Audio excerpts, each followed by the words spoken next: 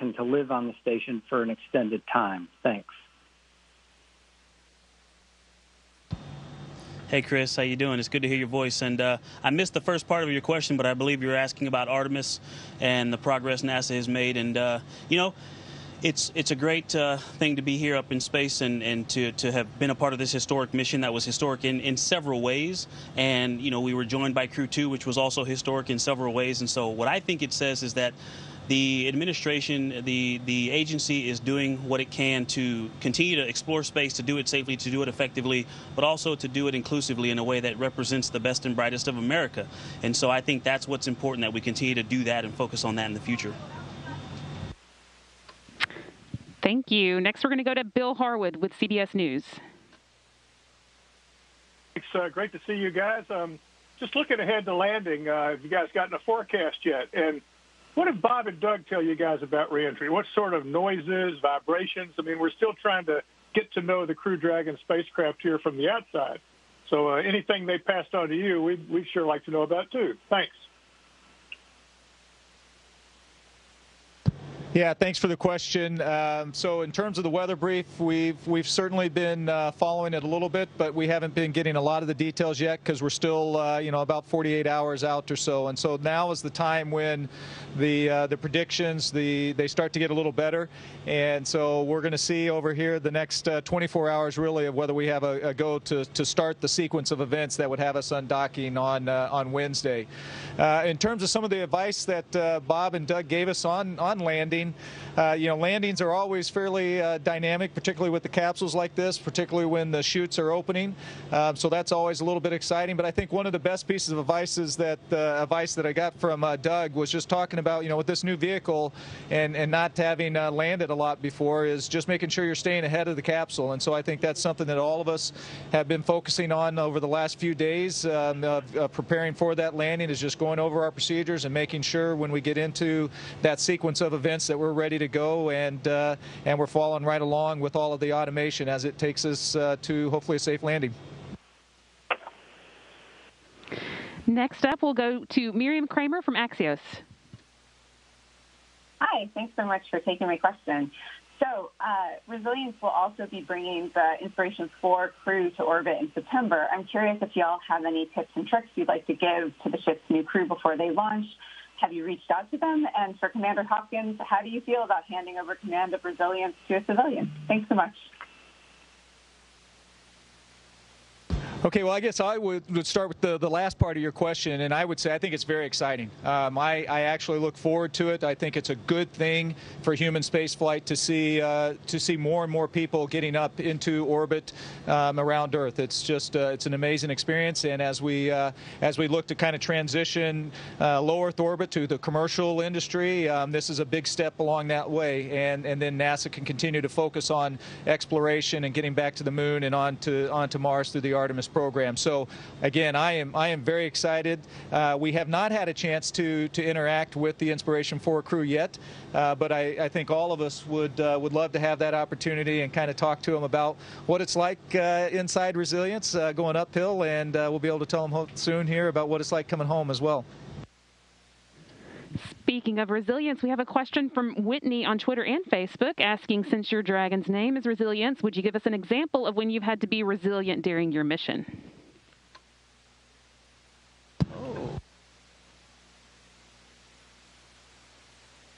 So that's a great question. I think resilience is one of the most important aspects you can have in this business, an exploration period. And for us, we had a spacewalk that we didn't plan to do, at least at the beginning of our spacewalk planning. And so just from the outset, it was, whenever you go off-road, I like to say you got to have your roll cage, your bumpers up. And so you got to really be vigilant about doing things by the book. And so we studied and were preparing for this fourth spacewalk, my fourth spacewalk, the fifth one overall. And that spacewalk wound up being lots of little details and lots of little activities outside that required a lot of focus and a lot of physical effort, and it was a pretty physically demanding space activity. And so that was probably the time on orbit that I can easily recall that we had to be really resilient. I think Hopper and I both felt like it was a grind. We got a great workout that day. Yep. Good story. Okay, Christy on Twitter asked, do you get more nervous or excited for launch or for landing?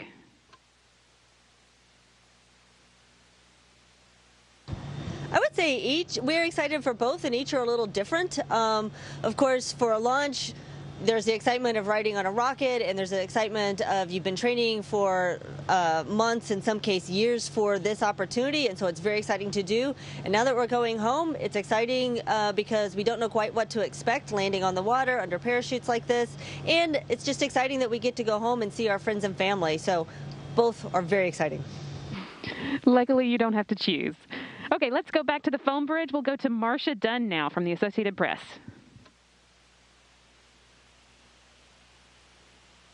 Down had quite a welcoming committee. What's your take on how the keep-out zone will be handled differently for Wednesday, and what's the danger of having pleasure boats so close to a returning capsule? Thank you. Yeah, so obviously, great question, and I know NASA and the Coast Guard and SpaceX, everybody involved is very aware of the boats that were around when DM2 landed, and so that is certainly getting a lot of emphasis. And so in terms of the details, I'm sure there's going to be more resources and all of that put to it in terms of making sure people the boats stay away from the landing zone.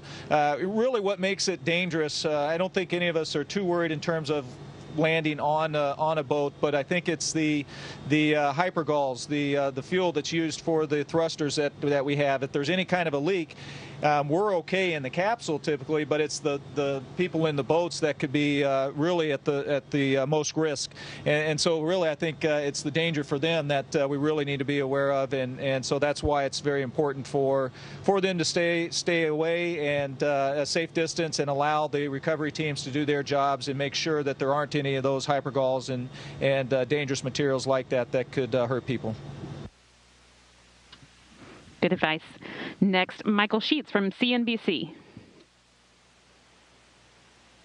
Hi, all. Thanks for taking the time, and great to talk to you from here down on Earth. I'm curious, from each of your perspectives, what was the most memorable either experience or moment you had on while on the International Space Station? Maybe that was a piece of research, it was your spacewalks. I'd love to hear from each of you on that.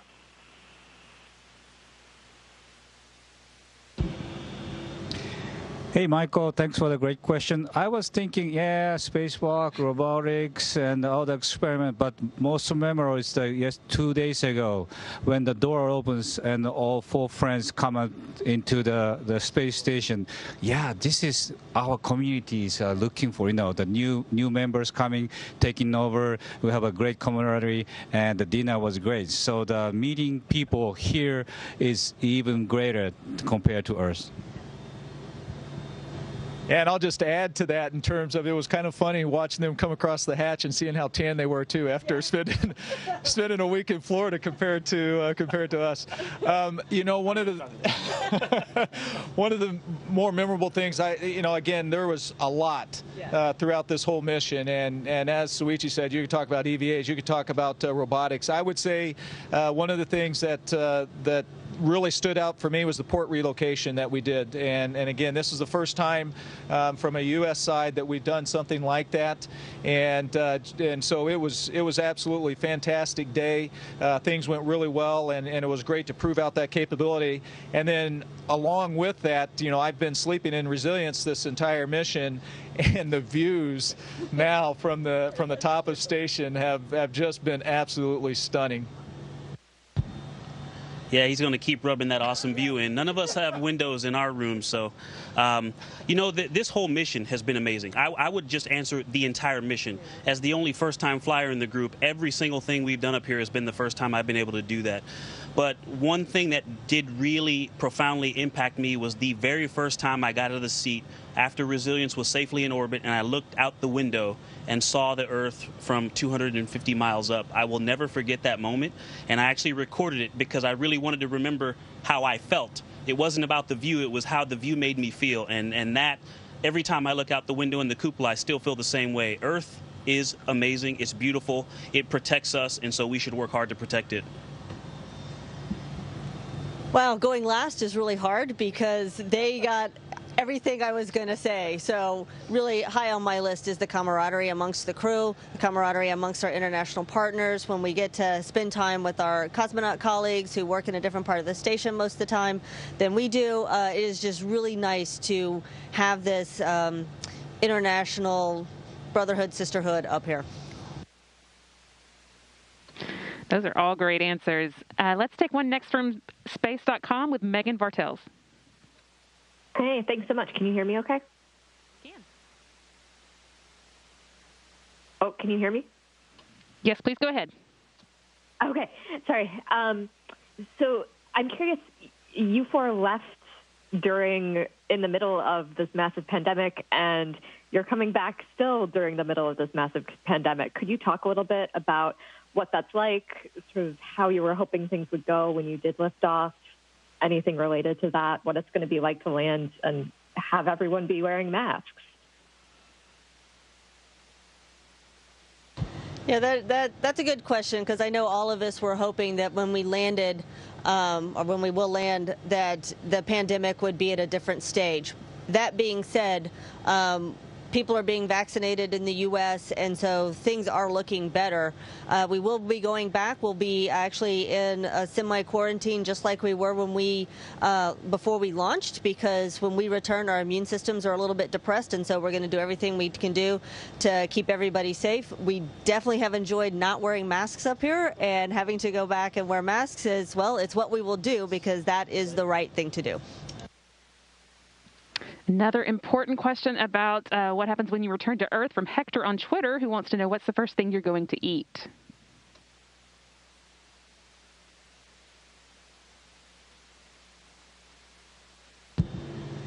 Of course, I like to eat a lot of stuff, but one thing I like to have is the water with the bubble. I'm just hoping I'm hungry when I land, because we're landing on water, and I think all of us are a little curious to see what that's going to be like. Coming back from space, the zero-G, micro-G environment is always difficult when you get into the 1G, and then now doing it on water. If I have an appetite, that's going to be a bonus, and so I'm probably not going to have I'm really not going to care that much about what it is I eat.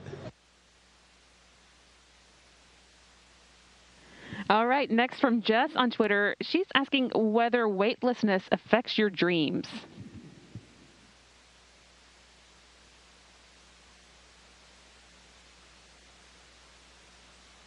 You know, I don't actually remember dreaming. Since I've been up here on orbit, I haven't had many dreams, or at least don't remember them. But I will say this.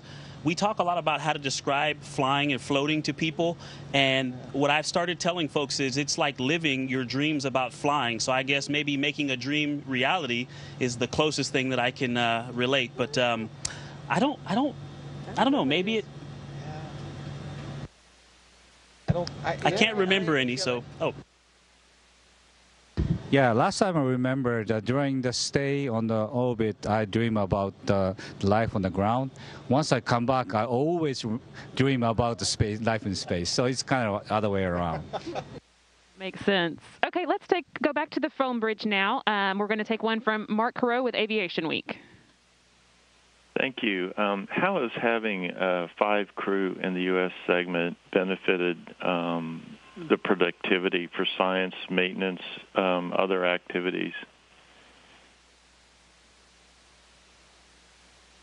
5 crew definitely makes a difference. You can really feel how busy it is up here. Very different from when I was here before and we had 3 USOS. I think one of the biggest examples of how much our productivity increased is during the EVAs, a series of EVAs. We had 4 people involved in EVAs and 1 person that can continue doing science and maintenance on the station. Normally when we have spacewalks, everything else shuts down. And so just having that extra person allows I think it's more than 1 person's worth of work to get done.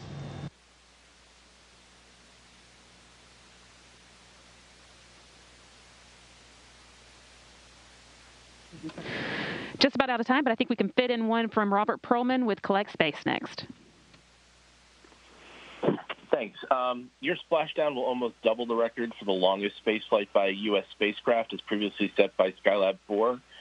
What does it mean to you to be on a record-breaking mission, and what does the record represent for the future of U.S. capabilities in space? Yeah, Shannon just said one small step, and I think that's a good way to put it. You know, when we passed the Skylab mission, we actually had an opportunity to talk with one of the astronauts, and it was absolutely fantastic. You know, you talk about setting records, and the record that they set, I think, is really pretty significant, particularly when you think about how long it stood. I don't anticipate that our record is going to stand that long, and that's a good thing as well. And so, yeah, it was great to break that record, but I think for all of us, it was more of just a privilege to get to share that moment with those that had really broken ground, and really we're standing on their shoulders today. We have a little more time than I was anticipating, so we're actually going to go next to Randy Ginner from Phelan Magazine. Hello.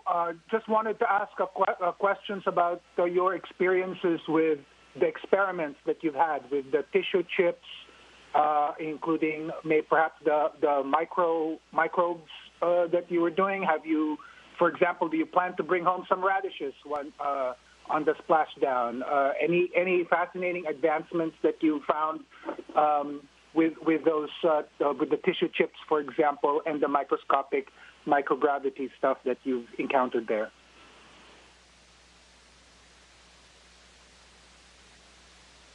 Yeah, so, great question. I mean, the science, man, we've done a lot of science, and all of us were kind of trying to remember, because I think some of those happened very early in the increment. And so, you know, a lot of that science has actually come home on the SpaceX vehicle before us. And so we oftentimes don't get to see the results of what's happened up here until much later, because the investigators on the ground, once they get that back, they need time to analyze it and study it, and then make conclusions about what it means. And sometimes that means getting results back from multiple increments as well.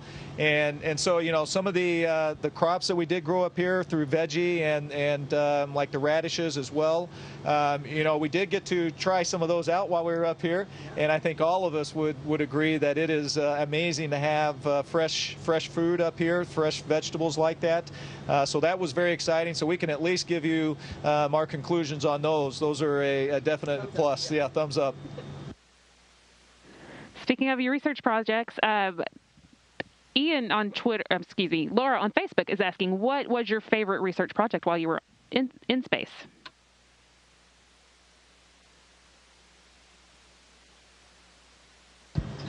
Thank you. Thanks for the question. Well, there's a lot of interesting experiments. The one experiment I did along with the 12 countries and regions in Asia is growing herbs. It's actually basil. Although we did not able to eat it, but we really enjoy watching it grow, and the response from all the students around Asian and Pacific region is just fantastic, and they are very happy to see it grow, and they are happy to do the same kind of experiment on the ground to compare the results. So that's another great triumph of international cooperation.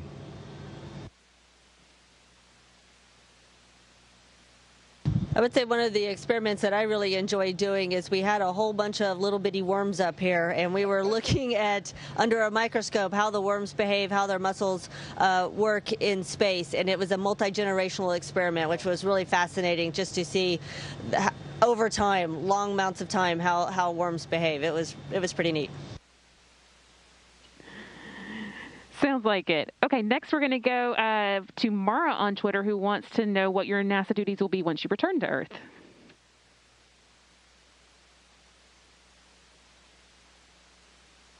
So when we first return, it's to get back with our families and see our families, and then to go through the reconditioning process. So about 45 days worth of making sure that we can function safely back on Earth and readapt to living in 1G, and that'll be our primary directive. After that, we'll spend some time traveling around and talking about the mission and visiting our international partner sites as long as it's safe to travel, to debrief and to make sure that all of the NASA and our international space agency partners learn our lessons from this mission, as well as our partner SpaceX, and then also to go out and talk to the public about this amazing mission that we were fortunate to be a part of.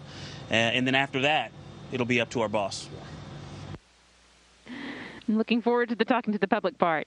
Let's go back to the phone bridge now with Philyn Barber from Low Profiles Magazine. Mike, congratulations on being the first Space Force officer aboard the ISS.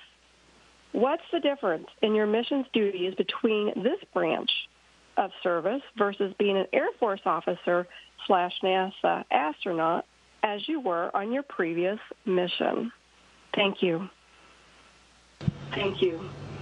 Hey, thanks, Lynn. Thanks for the question. Actually, my duties really haven't changed. Before I was an Air Force officer that was assigned to NASA, and NASA dictated what my duties were. And now I'm a Space Force officer assigned to NASA, and NASA is dictating what my duties are. And so that will continue up until I leave the astronaut corps, and there's no plans for that happening anytime soon. So, at this point in time, my duties really haven't changed. And so in terms of what I would do, if I did go back to the Space Force, that would be determined at that time. And next, we're going to get one from Nim Shaw with Irish Science Communicator. Hi there. How are you? Thanks very much. I was watching you all embrace on Saturday when Crew 2 arrived, and for some of us around the world, embracing our loved ones isn't possible. I was just wondering, on your days when you miss your family, what do you do to get over it?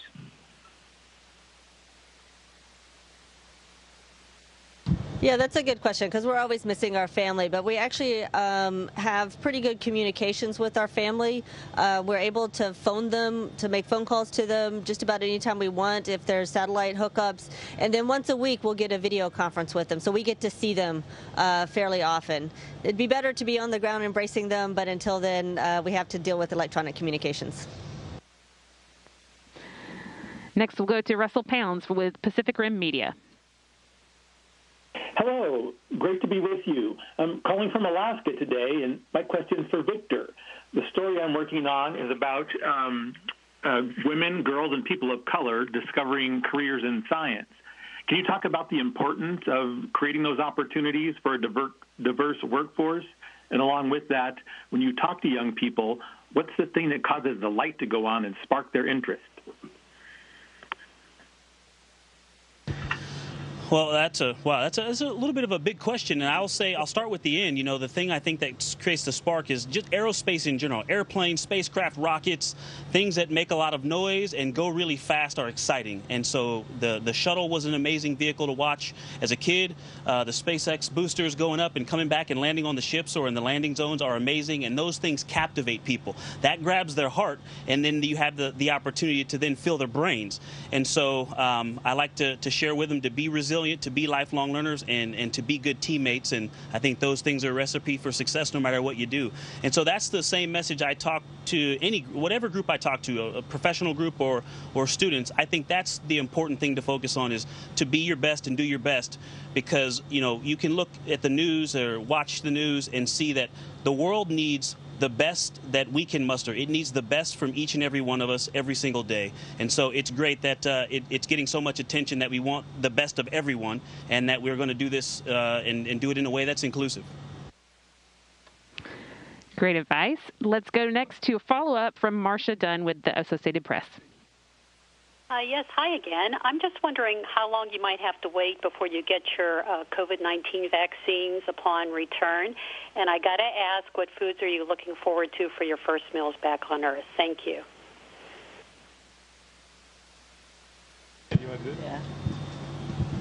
Yeah, what the flight docs are telling us is that we'll get a COVID vaccine 7 to 10 days after we get back. I don't know which version we'll be getting, but long about that time frame. And as for me, what I'm looking forward to, a nice big crunchy salad. Talking about the food, I think for me it's just something that's freshly prepared. Everything that we eat up here was cooked or packaged years ago, and so I'm really looking forward to something that just comes right out of the kitchen to my plate, to my mouth. Okay, we'll wrap up now with one last follow-up question from Megan Bartels at Space.com. Hey, thanks so much for taking a second question. I wanted to ask, if you get another space station mission, would you want to fly Crew Dragon again, or would you want to be giving a different vehicle a try? And either way, why? 3 vehicles? Well, first of all, the Dragon is a wonderful vehicle, and I'll be happy to fly many times. But the same apply for the space shuttle and the Soyuz. So I'll be happy to fly 3 different space vehicle. But now the race is on to who's going to be the first one to fly the 4 different kinds. You don't pass up a ride to space. That is great. That's all we have time for, but thank you so much, Crew One, for talking with us. We really appreciate it. Safe journeys on your way home later this week, and we will be watching. For those at home, keep an eye on nasa.gov and tune in to nasa.gov/live to follow along with these guys as they make their way home later this week. Safe journey, Crew One. Station, this is Houston ACR. That concludes the event. Thank you to all participants. Station, we are now resuming operational audio communications.